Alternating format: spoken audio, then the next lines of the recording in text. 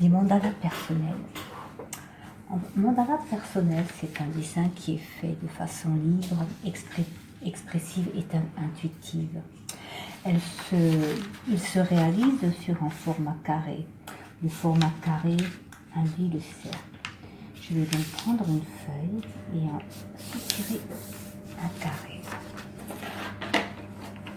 Voilà, je plie et je coupe.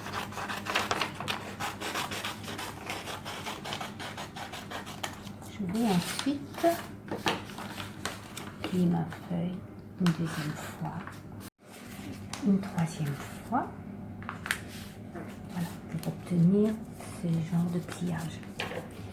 Je coupe le sommet en arrondi pour sortir un cercle. Ensuite, je vais me laisser aller par les émotions, mon ressenti du moment pour découper les formes sur les deux parties. Voilà, je me suis amusée à découper plusieurs formes sur du papier recyclé, bien sûr. Hein. C'est ce qu'il y a de mieux à faire. À présent, nous allons les découvrir ensemble. On va les observer. Je les regarde et je prends celui qui semble m'inspirer le plus. J'ai une attirance pour celui-là. Je crois qu'il me plaît bien. Voilà. Une fois que j'ai choisi la forme qui m'inspire le plus, la forme du moment qui me plaît dans l'instant T, je vais aller à la recherche d'un fond qui, pareillement, pourrait m'inspirer, me donner envie de travailler avec. Alors, c'est des fonds que je m'amuse à dessiner. Voilà. Cet été. Voilà, celui-ci semble bien me plaire. J'aime bien, je mets souvent des petits mots. Là, il y a écrit quelques coquelicots dans un champ, ça me plaît bien.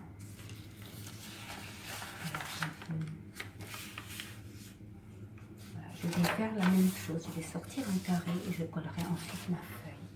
Voilà, je prends mon mandala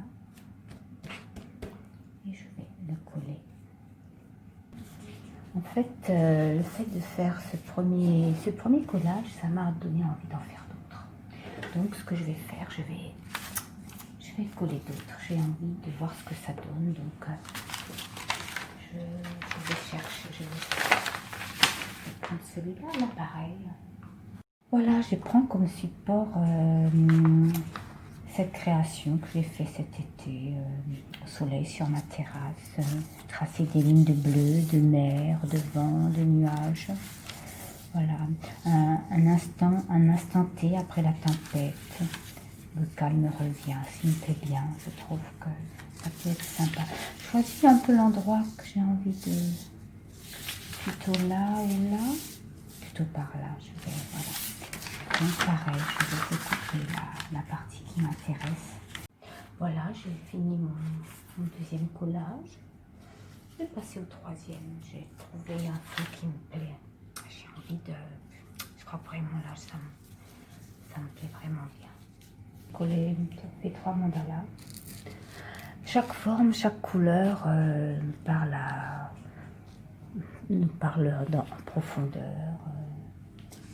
Raconte quelque chose et nous inspire selon nos humeurs du jour. Je crois que je vais rester dans les bleus aujourd'hui. Je crois que les bleus sont ce qui me donne le plus d'inspiration.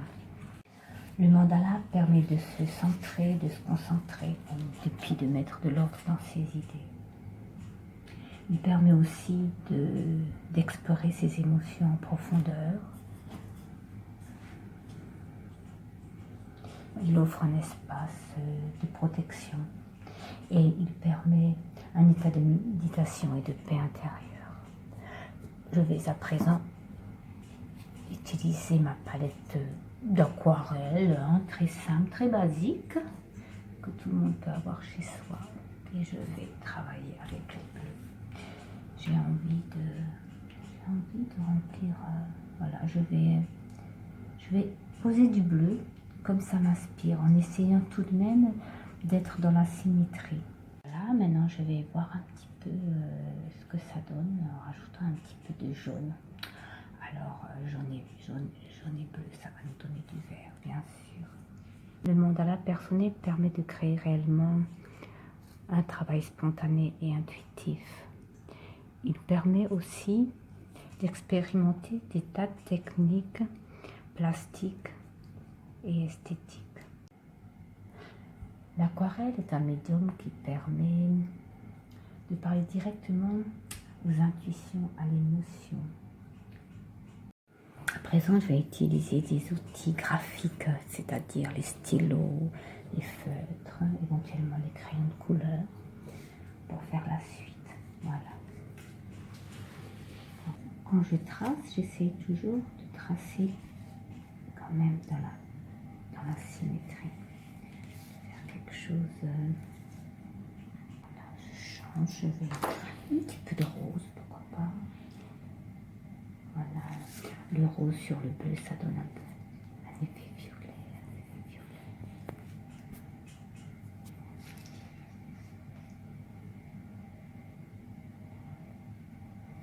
Voilà.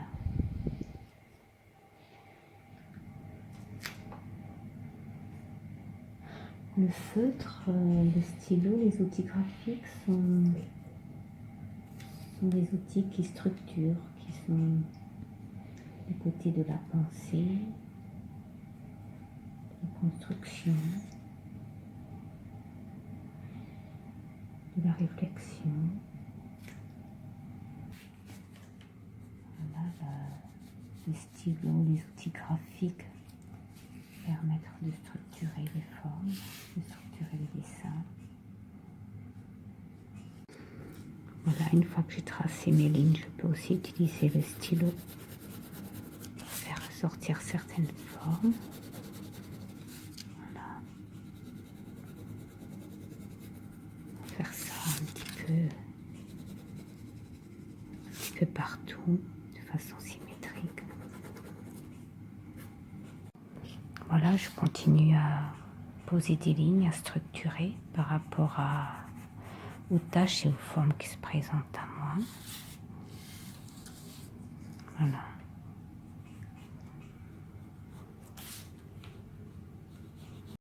Voilà, je crois que la structure est posée, générale.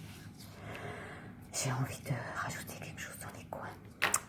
Pour ça, je vais utiliser des petits découpages que j'ai faits. Voilà, je crois que je vais aller coller les cœurs qui sont là. Comme ça, voilà, je vais faire ça. J'ai collé mes cœurs, j'ai fait un contour avec le stylo à billes noir. Je suis en train un peu de les mettre dans les bleus. Mettre un peu de bleu avec le crayon de couleur. Voilà, c'est sympa aussi. Ça donne une nouvelle texture au travail. Ça enrichit le mandala d'une nouvelle expression. Et les pointes de mon mandala, je vais aussi utiliser le bleu. J'ai envie. Voilà. L'imperfection des lignes donne au travail toute sa personnalité, son originalité et sa perfection. En fait, c'est vraiment dans l'imperfection du travail qu'on donne à son dessin vie, émotion et intérêt.